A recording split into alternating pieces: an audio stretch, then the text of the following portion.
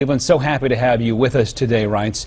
First and foremost, are you happy so far with the prep work and Cleveland's preparedness? Are you happy with the hotel space, the walkability factor, security, all things Cleveland? So far, so good. What's your take on what's happening here in Cleveland now? I think the committee in Cleveland is getting an A. I think they've done a great job. We're pleased with the work that they've done, the preparedness of the city. The mayor's been great. The host committee's great. And obviously we've got some drama going on in the party, so in spite of all that too, they've just been wonderful, and I just couldn't be happier with Cleveland and looking forward to being there. I'm also looking forward to Cleveland helping us out and winning Ohio. Okay, let's get right into it. As you bring up the party, can you give us an idea of how the Rules Committee will work the week or two before the RNC? Give us an idea of how that's all going to shake out, because everyone's saying, oh, Donald Trump's not going to have the delegates, but then it comes down to the Rules Committee. They can change the rules. They can change their own way of handling things the week before. Give us the 411 on the Rules Committee and how it works. Sure. So the week before the convention, there'll actually be lots of folks there in Cleveland, and they'll be in the committee meetings before the convention.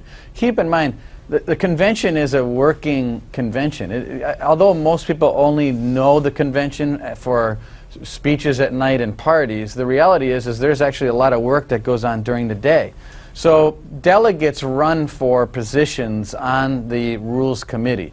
Each state and 6 territories get 1 man and 1 woman to serve on the Rules Committee.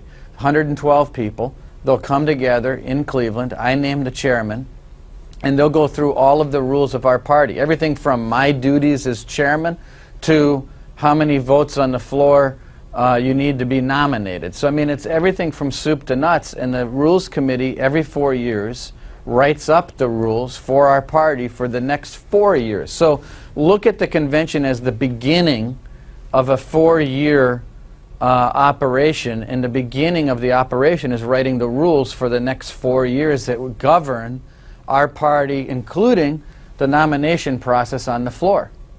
Okay, let's get right into the meat of this. Can you give us a better idea of the week of events? It's Monday through Thursday. Could this still end up as a contested convention, and how would all of that work? Is it possible that this convention could run past Thursday? Well, I don't, first of all, anything's possible, but I highly doubt that it would run past Thursday. We're going to get done with all of our business by Tuesday. But Monday and Tuesday will probably be heavy business, especially Monday. If we get to a nominee before convention, obviously none of this will matter. We'll probably have some business to deal with because of so many different interests on the delegate side. But Monday will be business. Hopefully we'll have a nominee.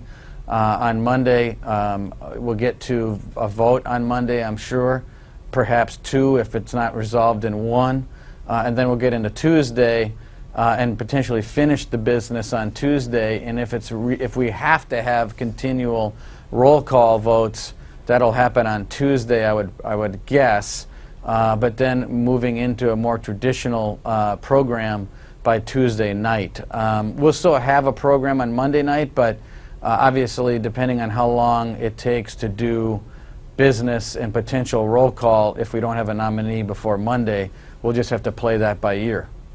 You've been viewed as a person who's really trying to bring the Republican Party together. If Donald Trump wins the nomination, what happens then? Will the party unite behind him? How do you see that playing out?